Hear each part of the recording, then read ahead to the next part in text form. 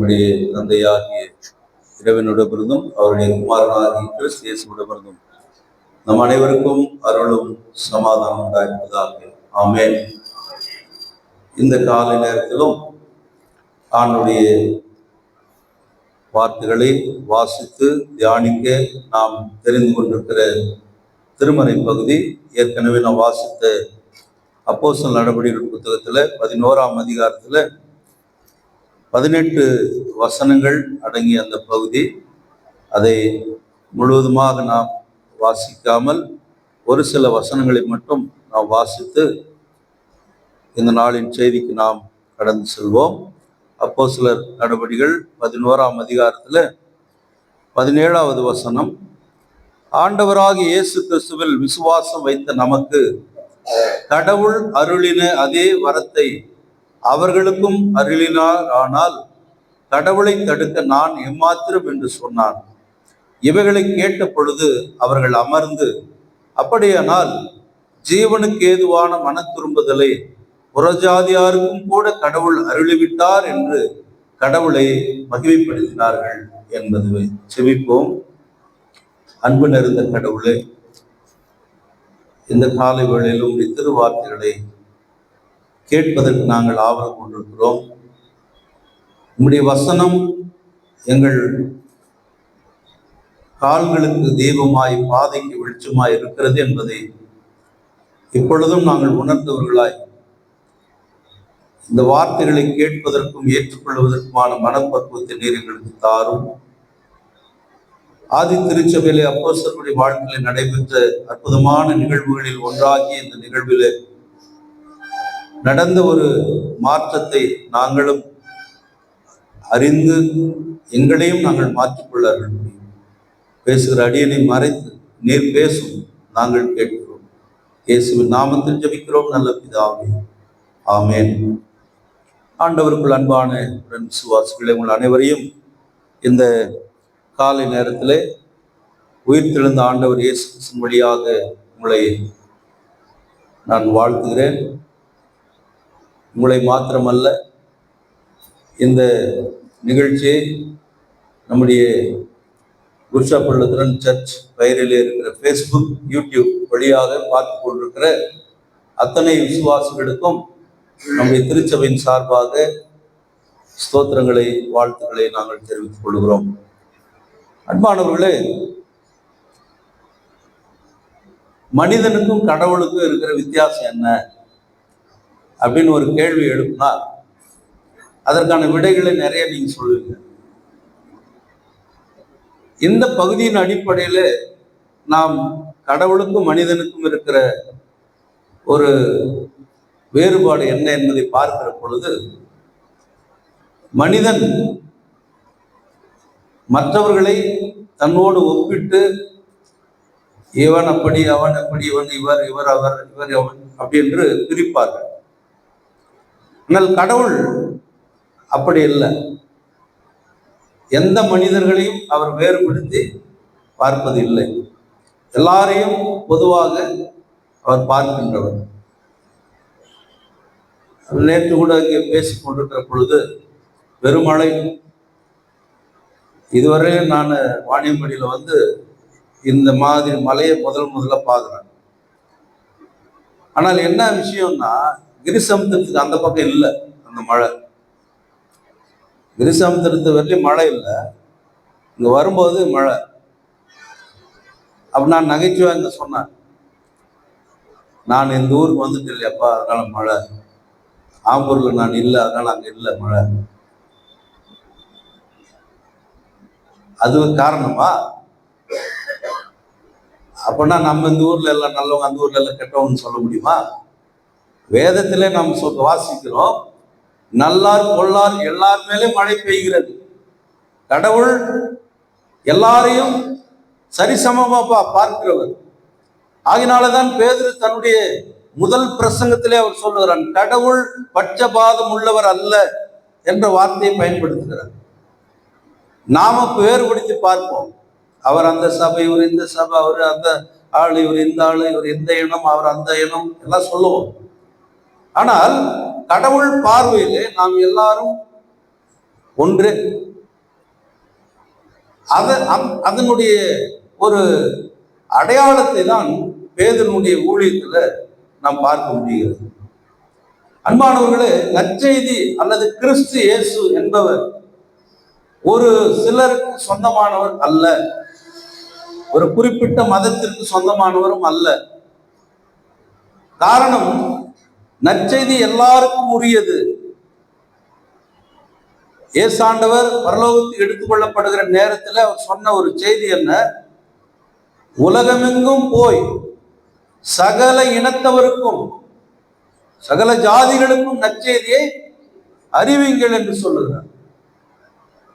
முன்னோடியான mark சுவிசேஷகன் என்ன எழுதுகிறான்? அவர் சகல இனத்தவருக்கும் சகல ஜாதிக்கும் சொல்லல, சகல படைப்புகளுக்கும் சுவிசேஷத்தை அறிவிங்கள் என்று சொல்லுகிறார். சகல படைப்புகளுக்கு. ஏனென்றால் மனிதன் நிமித்தமாய் பூமியும் சபிக்கப்பட்டது, படைப்புகள் எல்லாம் சபிக்கப்பட்டது. அந்த படைப்புகளும் மீட்புக்குள் வர வேண்டும், ரட்சிப்புக்குள் வர வேண்டும் என்றுதான் இறைவனுடைய திருச்சித்தமாக இருக்கிறது. ஆகினால இங்கே அப்போஸ்தலர் நடவடிக்கைகள் புத்தகம் 1ஆம் அதிகாரம் 8வது வசனத்துல, பரிசுத்தாவி உங்கள் மீது வரும் பொழுது நீங்கள் பலனடைந்து யூதேயாவிலும் எருசலேமிலும் சமாரியாவிலும் உலகத்தின் கடைசி பரியந்தம் நீங்கள் எனக்கு சாட்சிகளாய் இருப்பீர்கள் என்ற அந்த வாக்குறுதியை கேட்ட அப்போஸ்தலர்கள் நற்செய்தி பல பகுதிகளுக்கு எடுத்து செல்கிறார். ஆனால் அங்கே அவர்களுக்கு ஒரு பிரச்சனை இருந்தது. என்ன பிரச்சனை? யூதர்கள் என்ன நினைத்தார்கள்? தங்களுக்கு மட்டுமே இயேசு கிறிஸ்து சொந்தமானவர். ஏன்னா அவர் யூத வம்சத்துல வந்தவர். இன்றைக்கு நீங்கள் நம்முடைய தேசத்துல பாருங்கள், ஒவ்வொரு இனத்தை சார்ந்தவர்களுக்கும் ஒரு கட்சி இருக்கிறது. அவர்களுக்கு தேவையான உரிமைகளை பெறுவதற்கு ஒரு கட்சியை வைத்திருக்கிறார். ஆனால் அதை போல அந்த காலத்துல ஒரு கட்சி இருந்தது. அது என்ன கட்சின்னா யூத கட்சி. யூதர்கள் தாங்கள் மட்டுமே கடவுளுடைய பிள்ளைகள், தங்களுக்கு மட்டுமே கடவுள் சொந்தமானவர், நியாயப்பிரமாணம் சட்டங்கள் மோசே வழியாய் கொடுக்கப்பட்ட எல்லாமே அவர்களுக்கு மட்டும்தான் சொந்தம். அந்த எண்ணம் அவர்களுக்கு எப்பொழுதுமே இருந்தது. ஆகினாலேதான் பேதுரு தன்னுடைய பிரசங்கத்திலே சொல்லுகிற பொழுது முதலாக 3000 பேர் ஆண்டவரை ஏற்றுக்கொண்டார்கள். அந்த 3000 பேர் யாரு? புறஜாதியாரே இல்லை, அதுல எல்லாமே யூத கிறிஸ்தவர்கள் தான். இந்த யூத கிறிஸ்தவர்கள் யூதர்களிலிருந்து வந்த கிறிஸ்தவர்கள். யூதர்கள் பொதுவாக இயேசு கிறிஸ்துவை ஏற்றுக்கொள்வதில்லை, இன்று வரை ஏற்றுக்கொள்வதில்லை யூதர்கள். ஏன்னா யெகோவா அவர் ஒருவர் தான் கடவுள். ஆனால் யூத சமயத்துல பக்தி வைராக்கியமா இருக்கிற சில பேர் பேதுருடைய பிரசங்கத்தை கேட்டு அவர்கள் இயேசுவை ஏற்றுக்கொண்டார்கள், ரட்சிப்பை பெற்றார்கள். அன்றைய தினம் 3000 பேர் இயேசுவின் பெயரிலே ஞானசானம் பெற்றார்கள் என்பது வரலாற்றில் நமக்கு சொல்லப்படுகிறது. இந்த சூழ்நிலையில ஒரு புதிய விசுவாசிகளுக்கும் அந்த யூத மக்களுக்கும் ஒரு அடிக்கடி பிரச்சனை வந்துட்டே இருக்கு. இப்போ நீங்க பேப்பர்ல 2 நாளைக்கு முன்னாடி பார்த்துருப்பீங்க, நியூஸ்ல எல்லாம் நீங்க பார்த்துருப்பீங்க.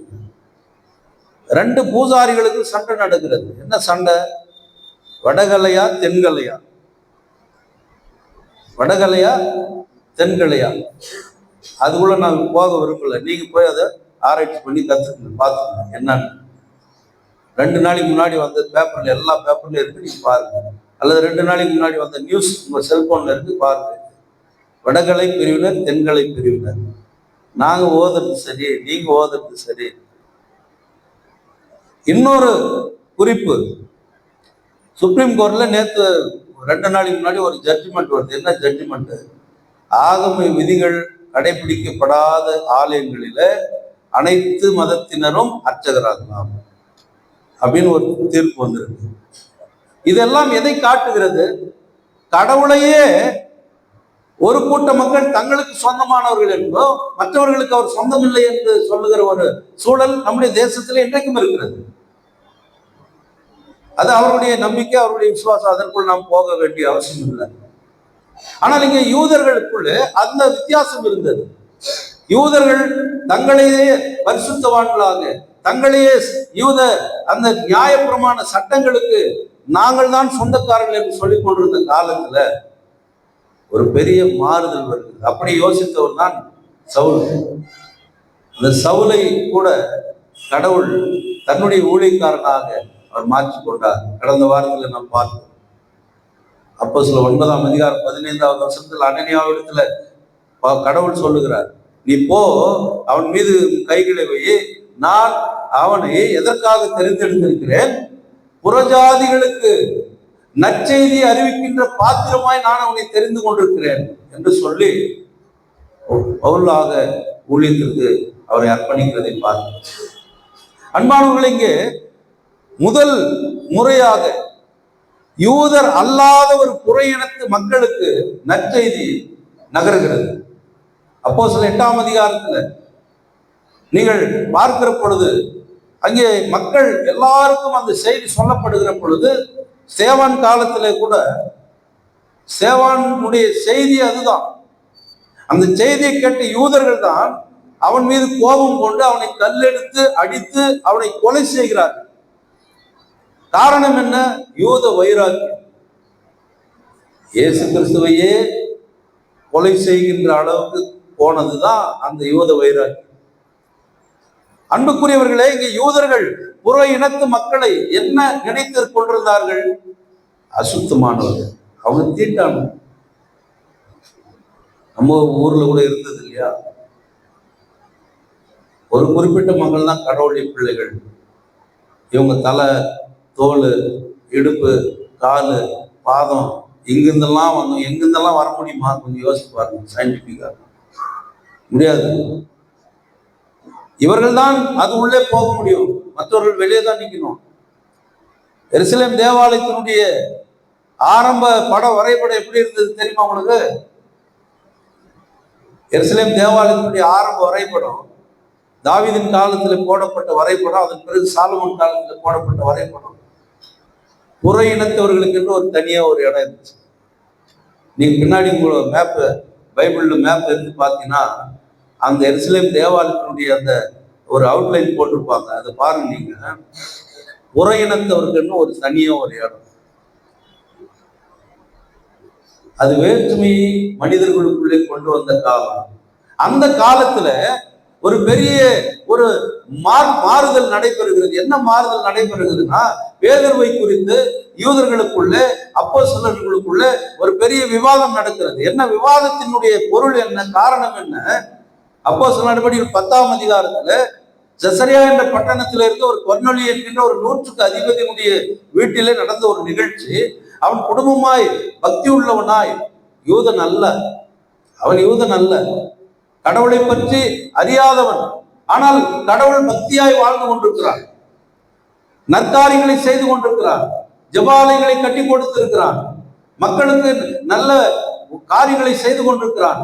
அப்படிப்பட்டவனுடைய வாழ்க்கையில ஒரு தரிசனம் வருகிறது.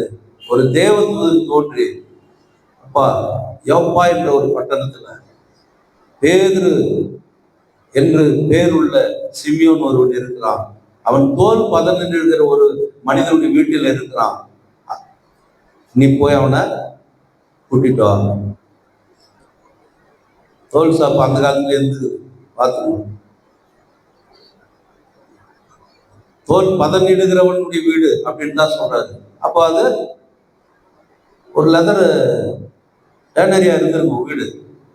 மேல் அறையில தான் இருக்கிறாரு அவர். போய் அதே நேரத்தில் அவருக்கு ஒரு தரிசனம் வருது, ஒரு விரிப்பு. அந்த விரிப்புல ஒரு பெட்ஷீட் மாதிரி ஒரு விரிப்பு, அதுல அனைத்து மிருகங்கள் இருக்கிறது. இவர் பசி, அங்க இருக்கிற அந்த வீட்டுக்காரன் சொல்லிடுறாருப்பா, எனக்கு பசிக்குது, நீ போய் சாப்பாடு ஆயத்தம் பண்ணுப்பா. அவன் ஆயத்தம் பண்ண போற நேரத்துல இவருக்கு ஒரு துப்பட்டாவில் அந்த மிருகங்கள் எல்லாம் வந்து இருக்கிறது. இதை எடுத்து அடித்து சாப்பிடு. அப்ப அவர் சொல்றாரு, பேதுரு சொல்றாரு, இதெல்லாம் அசுத்தமானதுன்னு தெரியாத ஆண்டவர், இதை போய் நாங்க எப்படி சாப்பிடுறது? கடவுள் சொல்றாரு, நான் அசுத்தமானது இல்லைன்னு சொல்றேன், நான் தூய்மைப்படுத்தி இருக்கிறேன், நீ அதை சாப்பிடு 3 முறை சொல்றாரு. அவரு போல. என்ன காரணம்? பேதுருடைய உள்ளத்துல இருந்து அதே ஜாதி வெறி, யூத மத வெறி. அப்ப அந்த 3 பேர் வருகிறார்கள், வந்து கேட்கிறார்கள், அப்பா இந்த மாதிரி எங்க முதலாளி கூட்டார் சொன்னார் வா. அப்பதான் பேதுருக்கு விளங்கினது. அப்ப கொர்நேலியு என்பவன் ஒரு புறஜாதியான், யூதன் அல்லாதவன். அவனுடைய வீட்டிற்கு போகிறார்கள், அங்கே ஆண்டவரை பற்றி செய்தியை சொல்லுகிறார்கள்.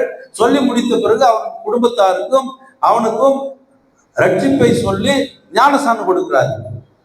கொடுத்துட்டு வர்றாரு. வந்து அப்போஸ்தலர்கிட்ட சொல்றாரு, இப்படி நடந்தது. ஆஹா, நீ எப்படியா போலாம்? நீ அவன் விருத்த சேதனை இல்லாத வீட்டுக்கு நீ எப்படி போலாம்? இயேசு இடத்துல கூட அப்படிதான் கேள்வி கேட்டாங்க. இந்த பாவியான மனுஷன் வீட்டுக்கு இயேசு போய் தங்குறாரு, அவங்க கூட போய் சாப்பிடுறாரு, என்ன நியாயம் இது? இவர் யூதர் அல்லவா? சமாரிய பெண் சொல்லுகிறார், நீ வேற நான் வேற, என்கிட்ட வந்து நீ ஏன் தண்ணி கேட்கிற? அவ வேற்றுமையை மனிதர்கள் பார்க்கிறார்கள், பிரிவினையை மனிதர்கள் பார்க்கிறார்கள். ஆனால் இறைவன் வேற்றுமையை பார்க்கிறதில்லை, இறைவன் பிரிவினையை பார்ப்பதில்லை. எல்லாரையும் சரிசமமாக அவர் கருதுகிறார். அதனால்தான் பேதுரு சொல்லுகிறார், கடவுள் பட்சபாதம் உள்ளவர் அல்ல. அன்பானவர்களே, இங்கே பேதுரு கடவுளுடைய மீட்பு பட்சபாதம் இல்லாதது என்பதை அவர்களுக்கு வெளிப்படுத்துகிறது மட்டுமல்ல, அது எல்லாருக்கும் சொந்தமானது என்பதை தன் வாழ்க்கையின் கண்ட தரிசனத்தின் அனுபவத்தின் வழியாக அவர்களுக்கு விளக்கி சொல்லுகிறான். விருத்த சேதனம் இல்லைன்றதெல்லாம் இல்லை. கடவுள் எனக்கு காண்பித்த அந்த அழைப்புக்கு நான் போய் செய்தேன், அவ்வளவுதான். இப்போ புறஜாதியார் சந்தோஷமாய் ஆண்டுடைய வார்த்தையை ஏற்றுக்கொண்டார்கள். முதலாக தோமா இந்தியாவுக்கு வருகிற பொழுது அவர் கேரளா பகுதியிலே கீரங்கனூர் என்ற ஒரு இடத்துல அவர் வந்து இறங்குகிறார். அவர் யார் இடத்துல போய் சுவிசேஷம் சொன்னார் தெரியுமா? அந்த காலத்துல உயர் ஜாதியா இருந்த மக்கள் இடத்துல மட்டும்தான் போய் சுவிசேஷம் சொன்னார். அவர்களை ஏற்றுக்கொண்டார்கள். ஆனால் அவர்கள் முழுமையாக ஏற்றுக்கொள்ளவில்லை. அந்த நேரத்துல மீனவர்கள் தங்களுடைய பிரச்சனைகளுக்கான தீர்வு தோமாவிடத்தில் கிடைக்கும் என்று சொல்லி தோமாவிடத்துல வருகிறார்கள். தோமா அவர்களை ஆண்டவருக்குள் வழி எடுத்துகிறார். முதல்ல 7 குடும்பம் இயேசு கிறிஸ்துவை ஏற்றுக்கொண்டது அந்த கீரங்கனூர் என்ற பகுதியில். அதன் பிறகுதான் அவர் கடற்புற பகுதிகளிலே கடந்து வருகிறார். அன்பானவர்களே, நம்முடைய தமிழகத்திலே வந்த மிஷினரிகள், முதலாக வந்த மிஷினரிகள் யாரிடத்துல சுவிசேஷம் சொன்னார்கள்? யாரிடத்துல சொன்னார்கள்? உயர் சாதியிடத்துல தான் சொன்னார்கள்.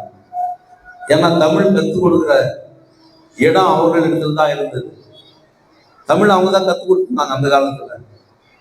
அவர்களிடத்துல போனவர்கள் அந்த தமிழை கற்றுக்கொண்டது மட்டுமல்ல, அவர்களை சுவிசேஷத்திற்குள்ள வழிநடத்தினார்கள். மதுரையில எனக்கு தெரிந்த ஒரு அண்ணன் இருந்தார். அவர் இறையியல் கல்லூரியிலே சீனியராக படித்துக் கொண்டிருந்தார். இமானுவேல் சபாபதியர் அவர்களுடைய பேட்ச். அவர் பேரு தாமஸ் ஜெகநாத பெரி. அவர் ஒரு பிராமணர். அவர் ஒரு போதக பயிற்சி முடித்து திருமணம் முடிந்து திருமணம் செய்த பெண் சாம்பவர். மதுரையிலே அவர் பிராமண குடும்பத்தை சேர்ந்தவர். அவருடைய தகப்பனார் போஸ்ட் ஆபீஸ்ல ஒரு கிளர்க்காக வேலை செய்கிறார். போதகராக இருந்தார். பிறகு அவர் போஸ்ட்மேனா போய் மாறிட்டார். ஏன்னா அவங்க அப்பா இறந்துட்டாரு. போதக பணியை விட்டுட்டு போயிட்டார். அப்ப முழுமையான இயேசுவை ஏற்றுக்கொண்ட மக்கள் யார் அப்படின்னு பார்த்தீங்கன்னா, புறஜாதியார் இயேசுவை ஏற்றுக்கொண்டார். அதற்கு முன்னோடியாய் முதல் மனிதன் யாரு? கொர்நேலியு. இந்த கொர்நேலியு என்கின்ற மனிதன் தான் முதல் புறஜாதியான். அவன் இயேசுவை ஏற்றுக்கொண்டு அவனும் அவனுடைய வீட்டாரும் ரட்சிப்பை பெற்றுக்கொண்டார்கள். இது ஒரு பெரிய குற்றச்சாட்டா? சில நேரத்தில் ஊழியர்கள் மேல அப்படியெல்லாம் குற்றச்சாட்டு வரும். இவரே அந்த ஊருக்கு போயினே இருக்கிறாரு, எப்ப பாரு ஏன் அவங்களுக்கு பேசினே இருக்கிறாரு. அவங்களுக்காக பாரு எவ்வளவு ஜெபம் பண்றாரு, இவங்களுக்கு பாரு எவ்வளவு ஜெபம் பண்றாரு. அதிகமா யார் வீட்டுக்கு போறாங்க? ஊழியக்காரர்கள் முதல் வார ஊழியக்காரர்கள், முதல் வார ஊழியக்காரர்கள் 1ஆம் தேதியிலிருந்து 8ஆம் தேதி வரைக்குமா 10ஆம் தேதி வரைக்கும் அவங்க வருவாங்க, எல்லா வீட்டுக்கும் வருவாங்க. எப்பா இயேசுவை அறியாத மக்கள் இருக்கிறாங்க, அவரிடத்துல போய் நீங்கள் சுவிசேஷம் சொல்லக்கூடாதா? சொல்லலாமே. கடந்த வியாழக்கிழமையில எங்க வேறுமலையில ஒரு சர்ச்சு டெடிகேஷன் நான் போயிருந்தேன். இந்த எஸ்தர் அம்மா கூப்பிட்டு அதை போயிருந்தேன், நானும் ஐயரம்மா போயிருந்தேன். நீ நன்றாக சிந்தித்து பாருங்கள். இங்கிருந்து 16 கிலோமீட்டர் அந்த மலை, இங்கிருந்து 16 கிலோமீட்டர் இப்படி மதனாஞ்சேரி இமாம்பட்ட வழியில போனீங்கன்னா மேலே ஏறினீங்கன்னா ஆந்திரா வந்தது. தேவராஜபுரம்ன்ற ஒரு இடத்துல ஏற்கனவே ஒரு சர்ச் இருக்குது, பக்கத்துல இன்னொரு சர்ச்சு கட்டியிருக்கிறாங்க. யார் கட்டினாங்கன்னு நீங்க கேட்டீங்கன்னா ஆச்சரியப்படுவீங்க. கன்னியாகுமரி மாவட்டத்துல திங்கள் சந்தை பக்கத்துல நெய்யூர் அப்படின்ற ஒரு போதக சேகரத்துல தென்னிந்திய திருச்சபை சிஎஸ்ஐ சபையில புன்னங்காடு அப்படின்ற ஒரு கிராம சபை, புன்னங்காடுன்னு ஒரு கிராம சபை. நீ நல்லா யோசித்து பாருங்க. 25 லட்சம் ரூபாய் மதிப்புல ஒரு ஆலயத்தை கட்டியிருக்கிறாங்க. 25 லட்சம் ரூபாய் மதிப்புள்ள ஒரு ஆலயம். அந்த குருசேகருக்கு போதகரும் அந்த சபையினுடைய போதகரும் அந்த சபை சார்ந்த மக்களும் 2 வேனை பிடிச்சி அவங்க கன்னியாகுமரி மாவட்டத்திலிருந்து ஏறக்குறைய 750 கிலோமீட்டர் தூரம் அவங்க வந்து அந்த சர்ச்சை திறக்கிறதுக்கு வந்திருக்கிறாங்க. இதுல போய் என்ன ஆச்சரியன்னு கேக்குறீங்களா? அந்த ஊருக்கு அவங்களுக்கு என்னங்க சம்பந்தம்? அந்த ஊர்ல இருக்கிற யாருக்குமே அவங்க முகம் தெரியாது. அவங்க ஏன் இந்த ஊர்ல கோயிலை கட்டணும்? எதுக்கு சர்ச்சை அவங்க கட்டணும்? எந்த ஊர்லயே இருக்கிறாங்க, எங்கேயோ இருக்கிறாங்க, யாருன்னே தெரியல, அவங்க கட்டி இருக்கிறாங்க, வந்து பாக்குறாங்க. அப்ப நான் அந்த போதர் இடத்துல சொன்னேன், ஐயா நீங்க மிகச்சிறந்த பணியை செய்திருக்கிறீங்க, இதுதான் திருச்சபைகளுக்கு கடவுள் கொடுத்திருக்கிற பணி, வேற என்ன பணி நமக்கு? நான் சொன்ன ஏற்கனவே சொல்லியிருக்கிறேன். தயானந்தன் பிரான்சிஸ் என்றவர், நம்ம எல்எஸ் மோகன்தாஸ் அவங்க மச்சான் அவர் சொல்லுவார், ஒரு பெரிய இறையியலாளர் அவர், தியாலஜி. திருச்சபை தெருச்சபையா மாறணும்ன்றார். திருச்சபை தெருச்சபையா மாறணும். அவர் பவுல் காலத்துல, அப்போஸ்தலர்கள் காலத்துல புறஜாதிகள் ஆண்டவரை ஏற்றுக்கொண்டார்கள் என்ற அந்த செய்தி வேகமா பரவுது. எல்லா மக்களும் புறையின மக்களும் ஆண்டவரை ஏற்றுக்கொள்ளுகிறார்கள் என்று சொன்னால் கடவுள் அவர்களையும் இந்த உலகத்தின் ரட்சிப்பின் அனுபவத்தில திட்டத்தில அவர் இணைத்துக் கொண்டிருக்கிறார். அவர்களுக்காக அவர் மரித்திருக்கிறார், அவர்களுக்காக அவர் உயிரோடு எழுந்திருக்கிறார், அவர்களுக்காகவும் பரலோகத்தில இடத்தை ஆயத்தம் பண்ணியிருக்கிறார் என்பது எத்தனை உண்மையா இருக்கிறது. சில நேரத்தில் நமக்கு தான் இயேசு சொந்தமானது. இயேசு போதுமே போதுமே, இயேசு போதுமே போதுமே. பக்கத்து வீட்டுக்கார போதவா வேணாவா? எதிர் வீட்டுக்கார வேணாவா? அவங்களுக்கு சுவிசேஷம் சொல்ல வேணாவா? அவங்க அந்த ஆண்டவருக்குள்ள வர வேணாவா? ஏதோ கொஞ்சம் தப்பிச்சிட்டீங்க இந்த வருஷம். நீங்க ஒரு 320 பிள்ளைகளை சந்திச்சிட்டீங்க. அந்த 320 பிள்ளைகளுடைய வீட்டில இயேசுவினுடைய பாடல் இன்னைக்கு வரல ஒழிச்சுன்னு இருக்கும். இன்னைக்கு வரல அந்த பரிசு அவங்க அதை காத்திருந்தாங்க. அந்த பிள்ளைங்க சந்தோஷமா இருப்பாங்க, அந்த பிள்ளைகள் வீட்டுல சந்தோஷமா இருப்பாங்க. அப்ப ரட்சிப்பு என்பது ஒரு குறிப்பிட்ட மக்களுக்கு மட்டுமல்ல. எந்த விவாதம், பேதுருவை எதிர்த்து அந்த விவாதம், அன்னைக்கு இருந்த அந்த ஜெருசலேம் கவுன்சில் அதை ஏற்றுக்கொண்டது. அவர்களே அனுப்புகிறாங்க, நீங்க போய் உலகம் எங்க போய் ஆண்டவருடைய செய்தியை சொல்லப்பா, எல்லாம் போங்க. அப்படிதான் இந்த தேசத்திற்கும் சுவிசேஷம் வந்தது. கண்காணாத இடத்துக்கு போங்க, பார்க்கிற இடத்துல, செய்கிற இடத்துல, இங்கே வா. போற இடத்துல ஒரு 3 கோயில் கட்டு வந்து டீ கடை திறக்கிற மாதிரி.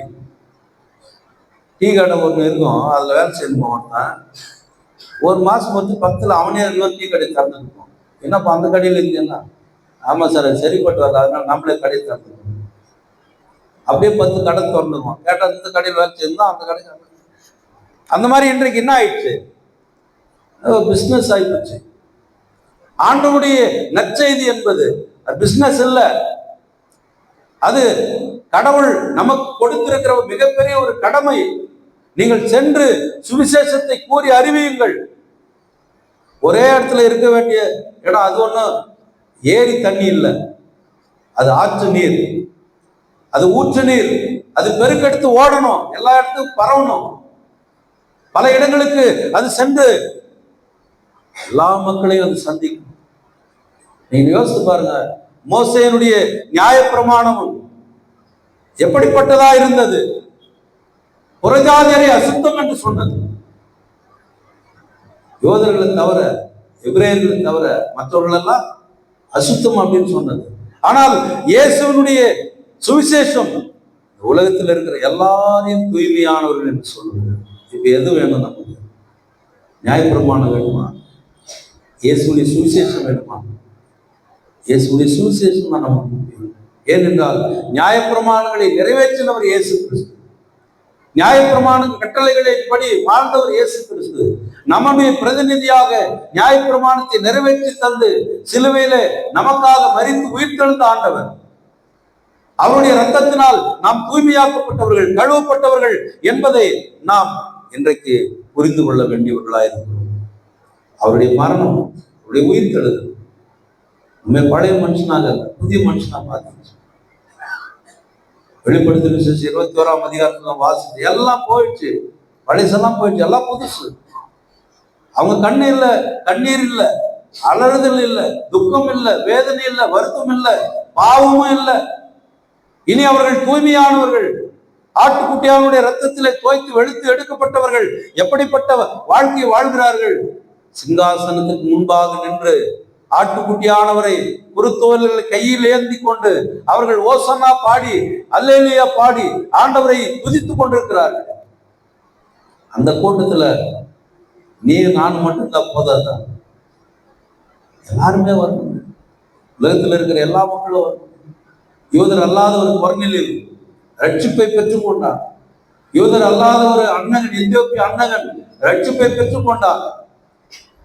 ஆண்டவருக்கு முன்பாக நாம் புதிய மக்களாய், புதிய வானம், புதிய பூமி படைப்பின் மக்களாய் ஆண்டவரோடு நாம் இணைக்கப்பட்டிருக்க வேண்டும். கரை திரை அற்ற மக்கள் அப்படின்றார் ஆண்டவர். நாம் யாரு? கரை திரை அற்றவர்கள்.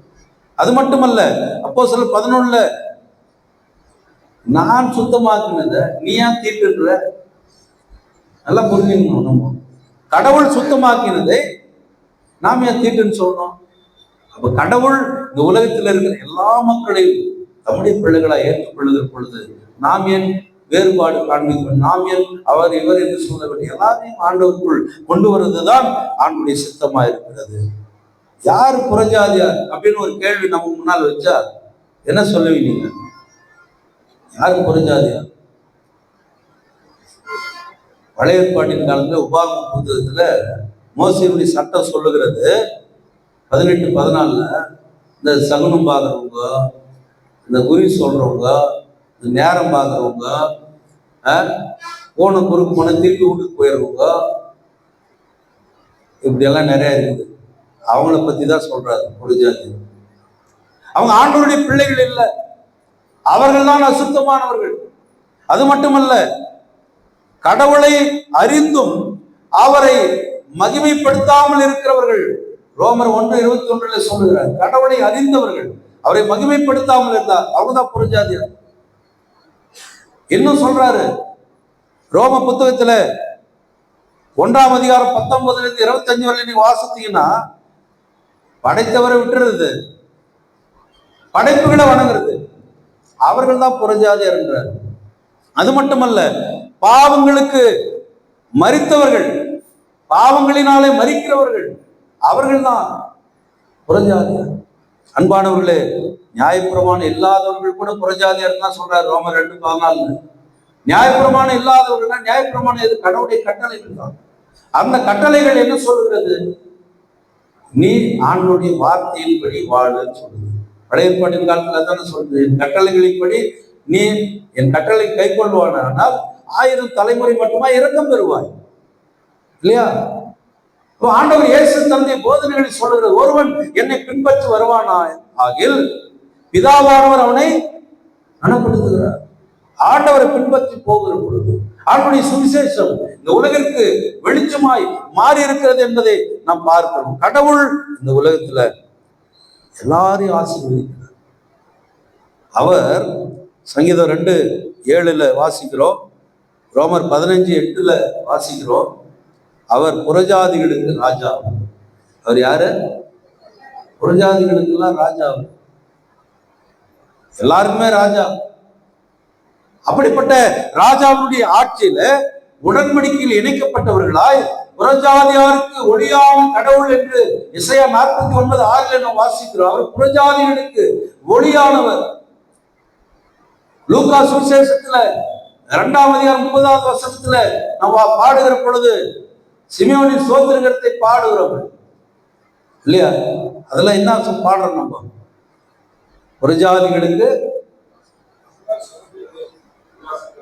பிரகாசிக்கிற ஒளி அவர். அப்ப நமக்கு மட்டும் இல்லை ஆண்டவர், அது தெரிஞ்சுக்கணும். கிறிஸ்தவர்களுக்கு மட்டும்தான் ஆண்டவர் நம்ம நினைக்கிறோம். இல்லை, ஒரு நாள் எனக்கு பக்கத்தில் இருக்கிற ஒரு இஸ்லாமியன் பரலோகத்தில் உள்ள நிற்கும்போது நான் வெளியே நிற்கலாம். நான் கிறிஸ்தவர் ஐயா, நான் வேதத்தை படிக்கிறேன் ஐயா, நான் 3 வேளை தொழுது கொண்டேன் ஐயா, நான் மாத காணிக்கை செலுத்திருக்கிறேன், வேணும் நான் பொருளாளர் லாரன்சாரி கேட்பார்கள் ஐயா, நம்ம சொல்லலாம். ஆனால் உன் வாழ்க்கை மாற்றம், உன் உள்ளம் மாற்றம் எப்படி கொன்னலி மனம் மாறி ஆண்டவரை இரட்சகராக ஏற்றுக்கொண்டாலும், அறிந்தும் அறியாமல், ஆண்டவரை தெரிந்தும் தெரியாமல், ஆண்டவரை ஏற்றுக்கொண்டும் இன்னும் பாவத்தில், ஆண்டவரை ரட்சிப்புக்குள் நாம் வாழ்ந்து ஆண்டவருக்கு மகிமை செலுத்துவதை விட்டுவிட்டு ஆண்டவருக்கு விரோதமான காரியங்களை நாம் செய்து கொண்டிருந்தால் நாம் ஆண்டவருடைய பிள்ளைகளாக இருக்கும் போதில்லை, நாம் புறஜாதியாரை மாறிவிடும். அன்புக்குரியவர்களே, இங்கே புறையின மக்கள் கடவுள் வார்த்தையை ஏற்றுக்கொண்டார்கள். அது ஒரு விமர்சனமாச்சு, விவாதமாச்சு. ஆனால் எதிர்காலம் அவருடைய கையிலே மாறி போனது. ஆண்டவரே என்ன சொன்னார் இஸ்ரவேல் மக்கள் கிட்ட? இவ்வாறு நீ ஒழுங்கா இல்லைன்னா உன்னுடையதை எடுத்து நான் என்ன செய்வேன், வேற ஒருத்தர் கொடுத்துருவோன்னு சொல்றாரு. இப்ப என்னுடையதாக இருக்கணுமா? வனவன் ஆண்டவருடைய சுவிசேஷம் எனக்குள்ளே இருக்கணுமா? நான் ஆண்டவரை ஏற்றுக்கொண்டேன், ஆண்டவருடைய ரட்சிப்பிலே இருக்கிறேன், ஞானஸ்நானம் பெற்றிருக்கிறேன், எல்லாமே கரெக்டு தான். ஆனால் என் எண்ணங்கள் மாறவில்லை, என் வாழ்க்கை முறைகள் மாறவில்லை, என்னுடைய பாவங்கள் குறையவில்லை. மற்றவர்களை நான் நியாயம் தீர்த்து நான் இன்றைக்கு மோசம் போய்கொண்டே இருக்கிறேன். ஆனால் ஆண்டவர் இங்கே எதிர்பார்க்கிறது என்ன? அவர் பாவிகளோடும் ஆயக்காரர்களோடு உறவாடினார். நாம் என்ன நினைக்கிறோம்? ஆண்டவர் சொல்றாரு, யோவான் சுவிசேஷத்துல பல இடங்கள்ல சொல்றாரு, நீதிமான்களுக்காக அவர் மறிக்கல. யாருக்காக மறித்தார்? அவர் பாவிகளுக்காக. பாவிகள், நேசர்கள், அப்படிப்பட்ட மக்களோடு அவர் போய் இருந்தார். ஏன் இருந்தார்? ஏன் அங்க இருந்தார்? அவருடைய பணிகள் எல்லாம் பாருங்க. கலிலேய கடற்கரை வரும், இப்படி மக்கள், ஒதுக்கப்பட்ட மக்கள், புறக்கணிக்கப்பட்ட மக்கள், வாழ்வாதாரத்தை இழக்கிற மக்கள், மீனவ மக்கள், இப்படிப்பட்ட மக்களோடு தன் வாழ்க்கையை முடித்துக் கொண்டாரு. ஏன் அப்படி போனார் அவர்? ஏன் அப்படி போனாரு? சொந்த ஜனம் அவரை ஏற்றுக்கொள்ளுங்க. அவர் சொந்த ஜனம் ஏற்றுக்கொள்ளல. இவன் தச்சனுடைய மகன் தானே, இவங்க அப்பா மரியாதை யோசேப்பு அப்பா அம்மா நம்ம கூட தானே இருக்கிறாங்க. அவர் மேல இருந்த குற்றச்சாட்டு அதுதானே. தேவதூஷணம், தன்னைத்தானே மேசியான்னு சொல்லிக்கிறான். ஆனால் அதுதானே உண்மை. ஆனால் அந்த உண்மையை அந்த கல்வாரி சிலுவை அடிமரத்திலே இருந்து ஒருவன் சொல்லுகிறான், இவர் மெய்யாகவே தேவகுமாரன் தான் என்று சாட்சி சொன்னான். நீங்களும் நானும் இவர் மெய்யாகவே தேவனுடைய குமாரன் என்று சாட்சி சொல்வதற்காக இந்த திருச்சபையில நாம் அங்கமாக கல்யாணத்துக்காக, கல்லறைக்காக, வேலைக்காக அல்ல, உள்ளபடியே இன்றைக்கு அந்த திருச்சபை 100ஆண்டு விழா கொண்டாடுகிறது என்று மகிழ்ச்சியோடு ஒரு செய்தி இருக்கிறது. ஆனால் அந்த 100ஆண்டிலே நாமும் இணைக்கப்பட்டவர்கள் என்பது எல்லாருக்கும் தெரிஞ்ச விஷயம் தானே. அந்த 100ஆண்டு முதல் வரிசையில் இருக்கிறது எல்லாம் இங்கே தானே கிடைக்கும். நூற்றாண்டு முதல் வருஷத்துல யார் பேர் இருக்கு பாருங்க. அத்தனை பேர் எங்க இருக்கிறீங்க? இங்க தானே இருக்கிறீங்க. அப்ப நாம அதோடு இணைக்கப்பட்டவர்கள் தான். 100 ஆண்டுகளை கடந்தும் 125 ஆண்டுகளை கடந்தும் இன்றைக்கு திருச்சபைகள் வளர்ந்து கொண்டே இருக்கிறதுனா இந்த சுவிசேஷம் சாதாரண சுவிசேஷம் இல்லை. ரெனால்டு பிரக்கே அப்படின்ற ஒரு ஐயரு இந்த துறையேரி பக்கத்துல அவர் இருந்துக்கிறார். கொல்லக்குப்பமா என்னது பகுதி, நம்ம கோயந்தபுரத்துக்கு எதிரில் இருக்கிற ஊர் என்ன கொல்லத்தெரு. அங்க ஒரு முஸ்லீம் வீட்டுல அவர் இருந்துக்கிறாருங்க. அங்க இருந்த ஒரு மாட்டு வண்டியில அவர் ஊழியர் செய்ய போயிருக்கிறார் பக்கத்து கிராமங்களுக்குலாம். அப்படி துறையேரிக்கு போகும்போது துறையேரியில இருக்கிற மக்கள் அவர் மீது மாட்டு சாணத்தை எடுத்து அடிச்சுக்கிறாங்க. மாட்டு சாணத்தை எடுத்து அடிச்சிருக்கிறாங்க. அவர் அதை தொடச்சு போட்டு திரும்பி அந்த ஊருக்கா போய்கிறாரு. கல்லெடுத்து அடிச்சுக்கிறாங்க. அந்த மாட்டு வண்டியை ஓட்டுறாரு ஒரு ஆளு, அந்த ஆளை பிடிச்சி கீழே தள்ளிட்டு வண்டியை கொடை சாச்சிட்டு இருக்கிறாங்க. இப்படியெல்லாம் நடந்திருக்கிறது அந்த துறையேரியில. ஆனா இன்னைக்கு அந்த துறையேரி பெரிய சாட்சியா ஒரு பெரிய சபை அங்க இருக்கு. எத்தனையோ மக்கள் ஆண்டவரை ஏற்றுக்கொண்டிருக்கிறாங்க. இதெல்லாம் எப்படி நடக்கிறது? ஆண்டவருடைய சுவிசேஷம் அது பரவுது. நீ சொல்லலைன்னா இன்னொரு ஆள் போய் சொல்ல போறாங்க. நான் சொல்லலைன்னா என் பக்கத்துல இருக்கிற யாரோ ஒருத்தர் சொல்ல போறாங்க இல்லையா? கடவுள் உனக்கு ஒரு வாய்ப்பு கொடுத்தாருன்னா அந்த வாய்ப்பை நீ பயன்படுத்திக்கோ. இல்லைன்னு சொன்னா அந்த வாய்ப்பு மற்றவர்களுக்கு செல்லுகிறது. அவ்வளவுதான். அப்படிதான் யூதர்கள் வழியாக கிடைக்கிற அந்த ரட்சிப்பு புறஜாதிகளுக்கும் போய் சென்றடைந்தது என்று சொன்னார். அதை சந்தோஷமா ஏற்றுக்கொள்ள வேண்டும். அதை குறித்து நாம் என்ன செய்யக்கூடாது? வருத்தப்படக்கூடாது, விவாதம் பண்ணக்கூடாது, விமர்சனம் பண்ணக்கூடாது. சில நேரத்தில் நம்ம அதை செய்யணும். நாம கூட அது பெரிய தப்பு பண்றோம். நேற்று கிறிஸ்து நாமா நேற்று அந்த கிறிஸ்து சாப்பிங்க இன்னைக்கு நம்மளுக்கு புத்தி சொல்றாரு. சொல்லியிருக்கோமா? நம்ம சொல்லியிருக்கோமா இல்லையா? நாங்க யார் தெரியுமா? நாங்க பரம்பரை கிறிஸ்துவங்க. எத்தனை பரம்பரை? 4 போயிருக்குமா? 5 போகுமா? அதுக்கு மேல இல்லையா? சுவிசேஷம் தலைமுறையாக எல்லாருக்கும் சொன்ன மாட்டேன். அதை நாம மட்டும் அடக்கி வைக்க கூடாது. நம்முடைய சபை அதை அடக்கி வைக்க கூடாது. 4ஆம் பக்கமும் கதவை திறந்தாதான் காற்று உள்ள வரும், காற்று வெளியே போகும். நல்ல காற்று உள்ள வரும், கெட்ட காற்று வெளியே போகும்.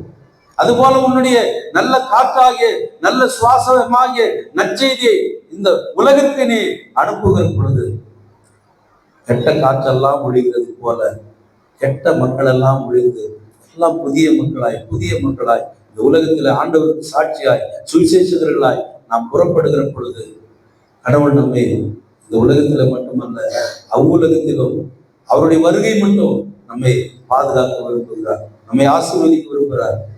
உலகம் அழிவு போகிறதா அப்படின்னு ஒரு கேள்வி வந்தா நீங்க என்ன சொல்லலாம்? ஆமான்னு சொல்லலாம், இல்லைன்னு சொல்லலாம். ஆனா முடிவு வராதுன்றார் ஆண்டவர். இதெல்லாம் பாருங்க, நான் பயப்படாதீங்க, முடிவு வராது. ஏன் வராது? இன்னும் நிறைய பேருக்கு ஆண்டவர் வச்சு அறிவிக்கல. ரொம்ப சந்தோஷமா சொல்றோம், நம்ம ஒன்னும் அறிவிக்கல.